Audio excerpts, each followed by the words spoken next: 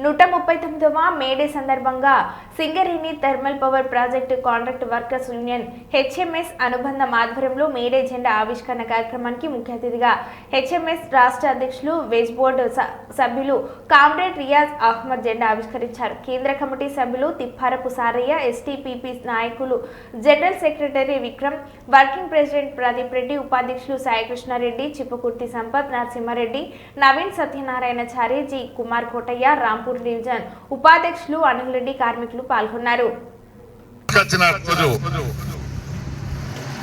సమానమైన పనికి సమానమైన జీతం ఇవ్వాలని సాధించుకున్న రోజు ఈ రోజును మనం మేడేను మర్చిపోతే దగులుబాజీలు, యజమానులు అందరూ చేస్తారు. అందుకే ప్రతి నెల ప్రతి సంవత్సరం మేడే గ్రాండ్ గా చేసుకోవాలి. సమస్యల పరిష్కారం కోసం అందరం కలిసికట్టుగా ఉండాలి. చట్టాలను మనం ఉల్లంఘించడం లేదు, యాజమాన్యాలే ఉల్లంఘిస్తున్నాయి. సిగ్గు శరం లేక మాయ మాటలు చెప్తున్నారు. ఉదాహరణకు ఇదే పవర్ న్యాయబద్ధంగా మనం రెండు పోరాటాలు చేసినాం. వాళ్ళ హక్కులను పరిష్కారం చేయవలసిన ప్రజాపాలకులదే. ఆనాడు ఏం చేయలేదు, ఇప్పుడున్న కాంగ్రెస్ కూడా ఏం చేయట్లేదు. మినిమం వేజెస్ పెంచలేదు. ఐఎల్ఓ చెప్తుంది ఒక మనిషి బతకడానికి ఆయన కుటుంబం ఉంటది, ఒక యూనిట్ అంటారు. ఇంటర్నేషనల్ లేబర్ యాక్ట్ లో అన్ని సమీక్షించి ఒక కార్మికుడు బతకడానికి ఎంత జీతం కావాలన్నది డిసైడ్ చేస్తారు.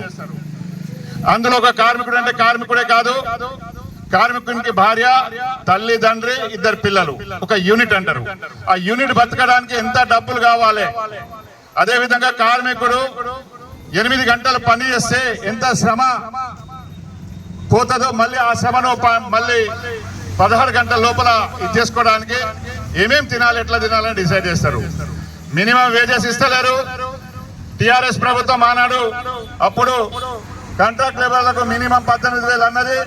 ఎవరు దగులుబాజీలు కోర్టుకు పోతే ఆగింది, ఇంతవరకు అది అమలు కాలే.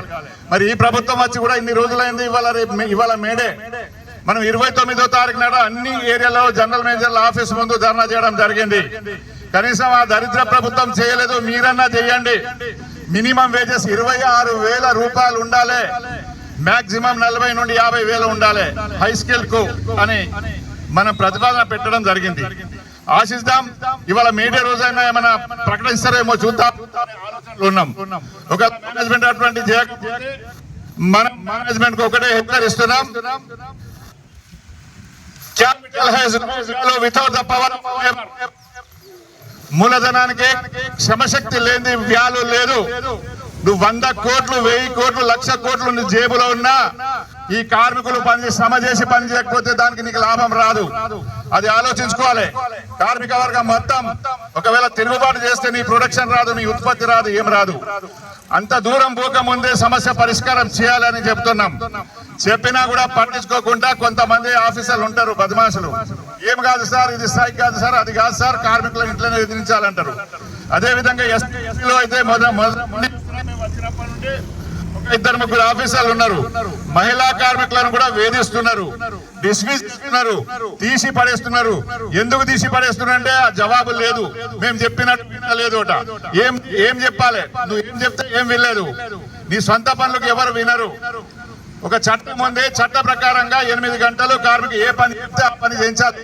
ఒక మనిషికి ఒక పని ఉంటది.